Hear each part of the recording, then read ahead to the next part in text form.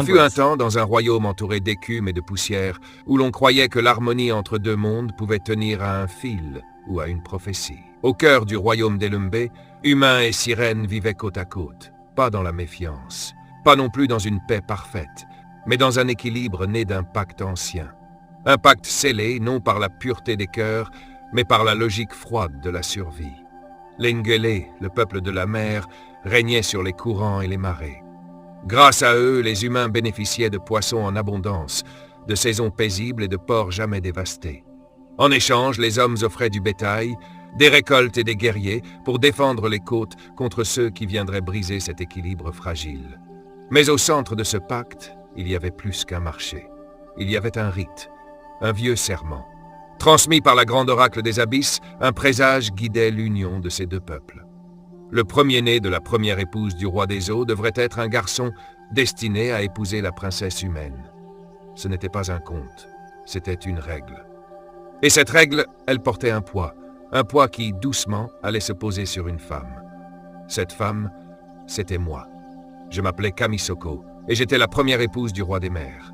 Kamisoko était, aux yeux de tous, l'image même de la reine parfaite, digne, éloquente, profondément aimée. Mais derrière cette image sans faille se cachait une vérité plus lourde que les profondeurs elles-mêmes. Pendant plusieurs années, j'ai essayé, encore et encore. Mais l'enfant de la prophétie ne venait jamais. Et chaque année qui passait sans naissance fragilisait plus qu'un ventre vide. Il n'y a rien de plus cruel que le silence d'un être aimé.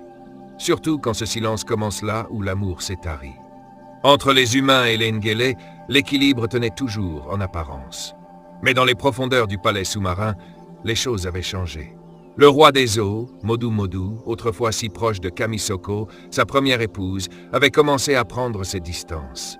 Lentement, froidement, comme si l'amour chez lui était soluble dans l'attente ou dans la frustration. La prophétie ne pouvait plus être différée. Alors il fit ce que beaucoup font quand la foi se fissure. Il chercha ailleurs. Il prit d'autres épouses.